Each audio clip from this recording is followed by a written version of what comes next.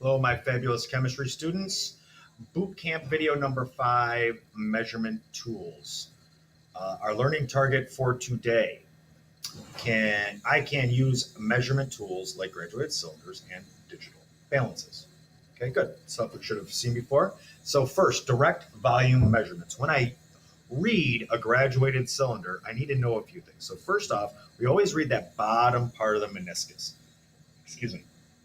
The meniscus is the little bit of a curve in the liquid that's inside. It will creep up the edges. To read it accurately, we read the bottom part, and that's why I put a star there, okay?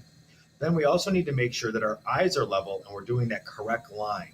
If it's tilted or our eyes are tilted, we can make a wrong connection to where the meniscus is to the graduation. By the way, those little lines all the way down is called graduated. How it looks like a ruler, that is what is referred to as graduated. That's why it's called a graduated cylinder. Okay? When I do volume by displacement, displacement means to move. So if I have an object that is irregular shape and I can't just measure all of its sides, this will happen in lab. You'll have something like a marble or a rock. We have marbles for lab. I can't measure the volume with a ruler of a marble. So what I can do is do the final volume minus the initial volume in a graduated cylinder. Take the initial volume, let's say there's 50 milliliters, and then when I put the marbles in, there's 55 milliliters of water. I can say that the difference in the volume of water is due to the marbles. So final minus initial volume is how we solve by displacement. And there's an example for us to work on. So it says, a graduated cylinder has 16.5 milliliters of water. A marble is added and the volume goes to 22.4. What is the final volume? So I'm going to step to the board. You might miss me for a minute, but don't worry, and I can write. All right, so it says the initial volume. So let me plug in the 16.5. And the final volume is 22.4. And I use this equation down here. It says final minus initial. So it's 22.4 minus 16.5 equals. And I think that you can do that math and put that number in there without me putting the number in there. The reason why I'm going to do that with the notes is that's how I'm going to kind of make sure that you're listening to me so you know what to do. I'm looking for that answer there.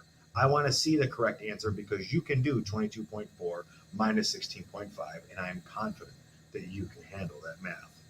Okay? That would be the volume now of the marble. That's what's causing the volume of the water to change. Properly using a digital balance.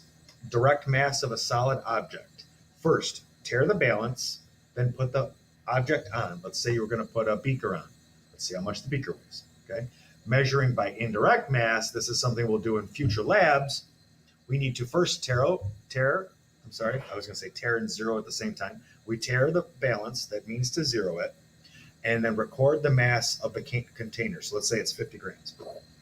Then I put my powder in the container in the beaker and then record the mass of the container and the sample. Now it's boom, 55 grams. Well, the change in the mass here is due to the amount of powder. Okay, so I'm going to subtract the mass of the container from the mass of the container and sample. And the words are the same. So the container word and the container word will go away when I subtract, and I will have the mass, I'm speaking too fast, the mass of the sample. And an example. So a weighing dish is placed on a digital balance. It has a mass of 93.4. I add some chemical. It goes up to 105.7. What is the mass? So the mass of the dish is just, stepping over here again, 93.4. And the total is 105.7. And in our notes that we just took, we said we're going to take this number and then subtract that number from it. So you're going to say 105.7 minus 93.4 equals some number. That number goes there. Now, you use a calculator, use your phone. I'm looking for that number there and not for you to just write that down and leave those things blank. If you leave those things blank, you're not doing your work. Got it? Got it. Okay. And check it. I forgot the piece that says we are over. Sorry about that. But there's another quick, easy video teaching you a little bit of the math that we'll use to do measurement of things in lab this year. And we'll use the balance quite a bit. We'll use the graduated cylinders a little bit less, but we will use them, and you'll be required to take accurate and precise measurements.